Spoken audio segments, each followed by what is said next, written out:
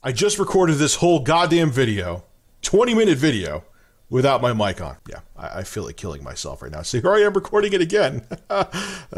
Skip it up and that up. So we all know a bunch of big content creators. I've created a video. YouTube channels way bigger than me have created videos, all the way up to PewDiePie, complaining that there is something wrong with YouTube, whether it be about views. I personally can't complain about that because my per video view average is actually pretty good. Granted, my numbers from December now look terrible if you go check Social Blade, but I haven't really uploaded that much. I've uploaded like 5 or 6 videos in December, which for me is awful, but I had things going on outside of YouTube. But there's a lot of people and have been complaining about YouTube. They've been talking about all the issues that have been going on, whether it be views or subs or how things are changing. And I could tell you, I felt them, okay? It feels like YouTube flipped a switch in like late 2015 or even, let's say, early 2016, and things haven't been the same since. Now, Windy Gaming, who's a really awesome guy, he has a YouTube channel. If I could find it, I'll have a link below in the description. But I actually did the video with him. He runs a business where he got screwed over by PayPal, and I had that video up on YouTube. And actually, it's great. Side note, he ended up winning that case and got the money back from PayPal, and all is well now. But due to the pressure from his lawyers, and YouTube felt a lot of pressure from the video that I did with him, they gave him his money back, which is great because PayPal not protecting him almost made him go out of business. But anyway, besides the point, he sent me a video by the Game Theorists. And the Game Theorists were talking about all the issues that were going on in YouTube. They were talking about how H3H3 Productions and Keemstar and everyone was talking about. PewDiePie was talking about how YouTube is doing stuff behind the scenes and they're trying to change how YouTube works. And what content creators were complaining about, there was some truth to, but what they were complaining about, I should say, wasn't really accurate. And I'll sum up. I'll have a link to the Game Theorist video below in the description. You could check it out. It's an awesome video. But I'll sum up really what YouTube's looking for. Their algorithm has changed, and the Game Theorists discuss it. Here's what YouTube wants. They want you to stay on YouTube for as long as possible. Okay, they want to try to compete with Netflix and other guys out there. Like the Game Theorist said, so for example, you keep Netflix on and you may watch 5 seasons without realizing it of whatever show. Okay, that was time that you were on Netflix. That was time that's good for Netflix. YouTube wants the same thing. And that's why when you go look at your analytics, which for you guys who are just, YouTube viewers and content consumers, analytics kind of shows content creators how their channel's doing, how many views they're getting and stuff like that. Watch time has taken the forefront in analytics. Watch time has become the most important thing. So what YouTube really wants, and honestly, it's my job, I gotta kind of follow what YouTube wants. They rather you make longer videos. They rather you make a 20-minute video, because here's how they look at it. Okay, you can make the best 3-minute video in the world, but it's only keeping you on YouTube for 3 minutes. Whereas if some guy's doing a Let's Play or some guy's doing a podcast that's 40 minutes, even if you only watch 20 minutes of that podcast, it's still 20 minutes is a hell of a lot longer than 3 minutes of keeping someone on YouTube. So YouTube algorithm is favoring channels and content creators that upload longer content, because longer content, keeps you on YouTube, which keeps you looking at ads, which keeps you on the website. Maybe you'll click on another video on the side because you're on there longer, and that you click on that video, you'll see an ad from them. And in their mind, YouTube's mind, it's more profitable to focus on retention time than it is to actually focus on views. Views, it's the Game Theorists explain it, and I'm going to explain it half-assed because they explained it a hell of a lot better than me. For a content creator who creates short videos to be as relevant, you would need to get millions of views and to get you up in the search engine. Whereas YouTube's algorithm puts the longer videos forward because it's more profitable for longer videos to be in the forefront. So if you're making longer videos and people go to search for things, guess what? The longer videos are going to be up there first. Now, there's a dangerous flaw to this system, and I think YouTube doesn't really care because they know it financially benefits them. Who has the man? Think about it. YouTube and the game theorists explain this too. YouTube wants you to create content 24 hours a day, 7 days a week, or 7 days a week, I should say. You are banging out a video 7 days a week, 10 minutes plus. All right. Who has the manpower to do things like that, to put up maybe, and watch time is very important. So if you could put up multiple long videos a day, you are golden. Who has that manpower? Corporate production companies, ABC, NBC, Fox, HBO. They have that.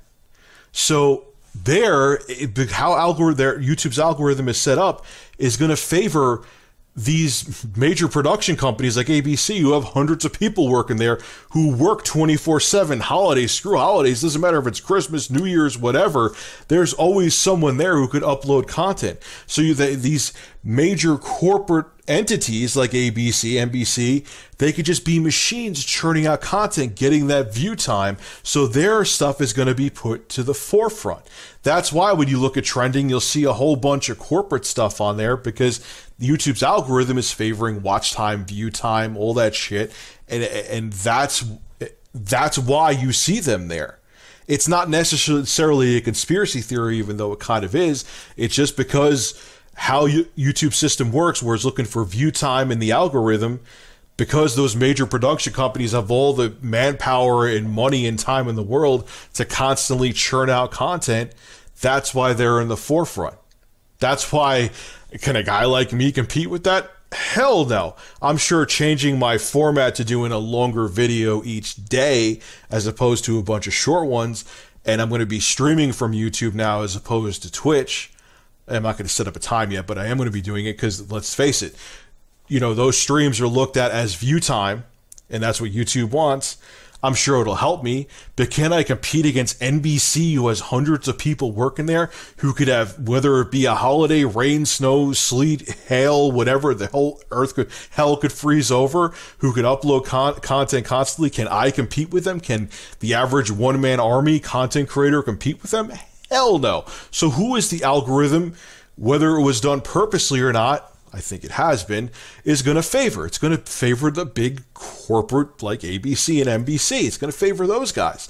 And in the end, that YouTube kind of wants that, because I'm sure that they have deals worked out with ABC and HBO, so on and so forth, where they get advertising revenue from them. Then they want to make sure and again, because they're looking to make YouTube more profitable, they're going to make sure that stuff's in the forefront.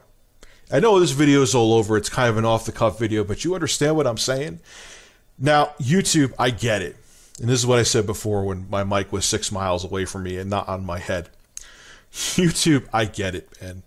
Okay, I can't imagine how expensive it is to run YouTube, with how much content's getting uploaded.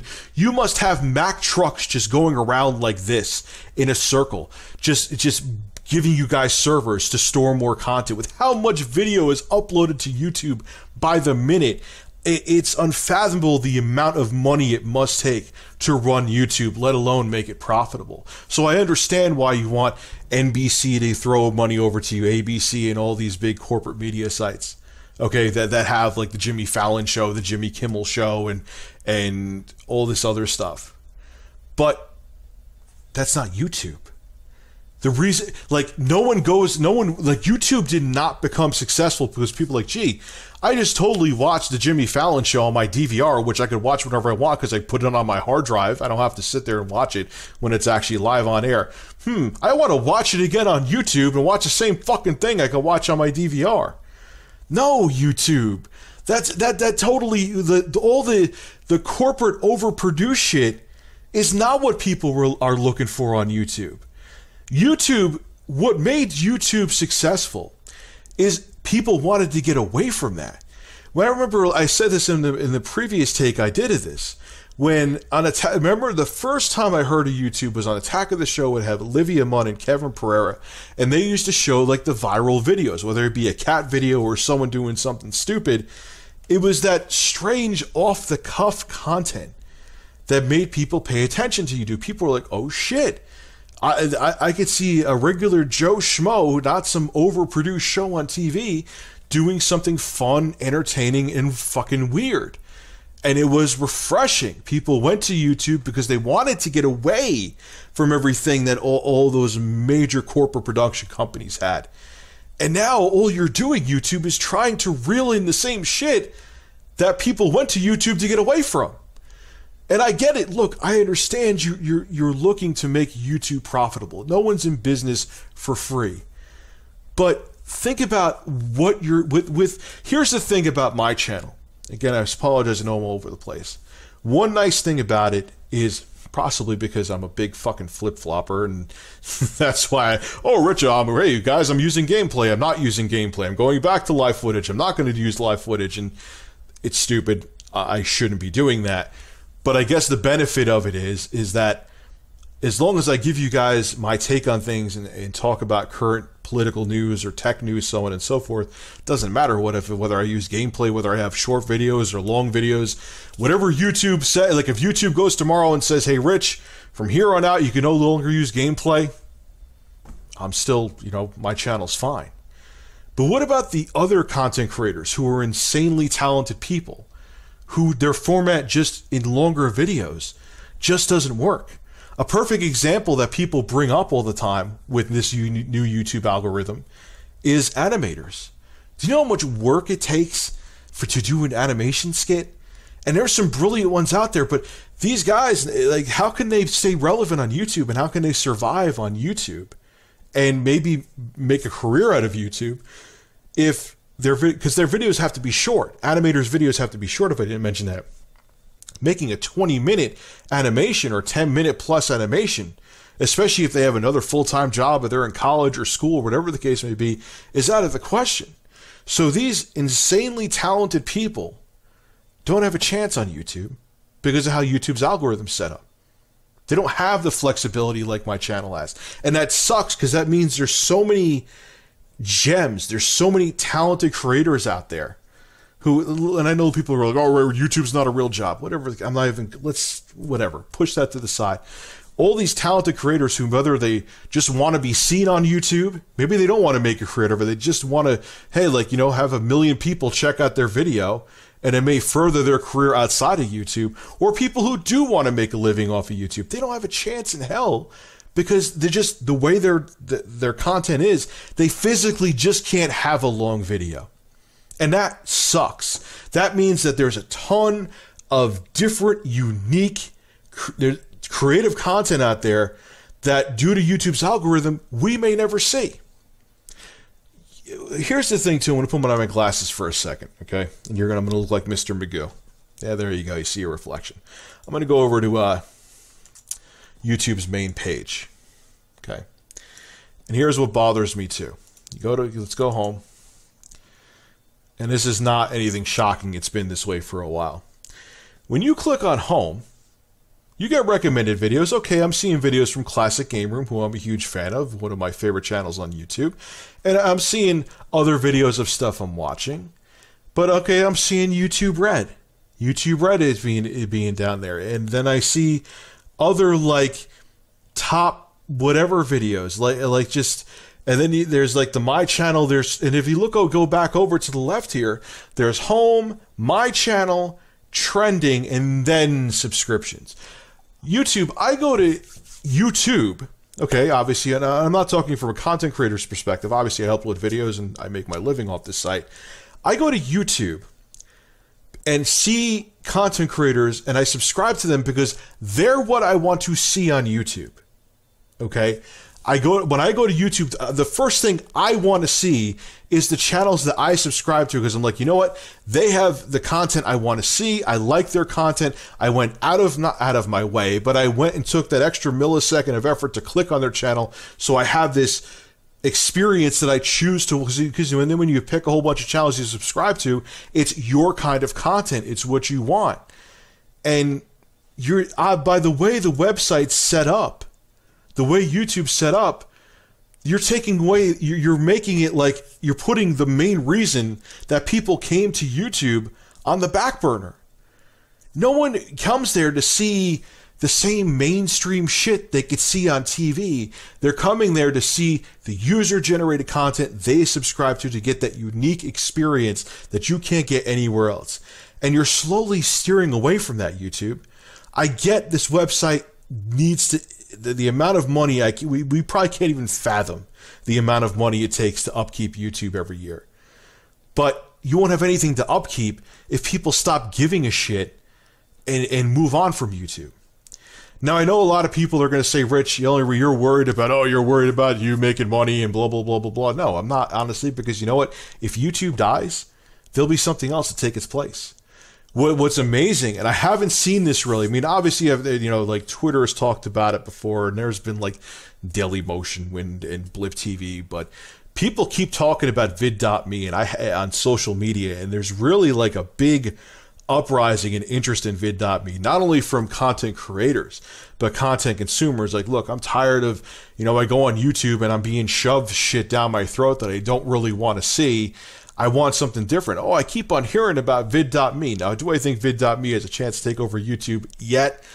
No, they got to iron some stuff out. I actually talked about it in my Twitter. They need to make a way so that, content creators can go there and actually make ad revenue off of it, so on and so forth. But it's the first time I'm really seeing both sides, content creators and content consumers, actually pay attention to a website outside of YouTube. Most of the times in the past, even when YouTube pissed off people, when you mention, let's go to this website, let's start uploading to this, uploading to that website, people are like, yeah, that's so funny. No, forget it. Yeah, YouTube can piss us off sometimes, but there's no chance. There's no chance. I'm not hearing that this time with vid.me. Now, the chances of vid.me taking over YouTube are like 0.000000000 like 1%, but it's interesting to see that there's such a persistent and fairly strong dialogue about another site besides YouTube being a relevant content creation site. I'm seeing that with vid.me, which means that I think we're slowly starting to see people look beyond YouTube, and I haven't seen that before. So I think both sides, content creators and content consumers, are getting fed up with what YouTube's doing. And as much as, like I said, YouTube or content creation or user-generated content would survive beyond YouTube, I don't want to see YouTube go under. And it's not because I make a living off it. Like I said, I'm sure some other type of site would take over that I would just switch over to. But I have some great memories with YouTube, man. I've met some great people through YouTube. And it would suck to see something that was so great fizzle out to be the next MySpace. But maybe it needs to happen. Maybe just like Facebook learned from MySpace, maybe the next YouTube will learn from the mistakes of the current YouTube. Just some food for thought. This is Rich of Review Tech USA signing out. Have a good one.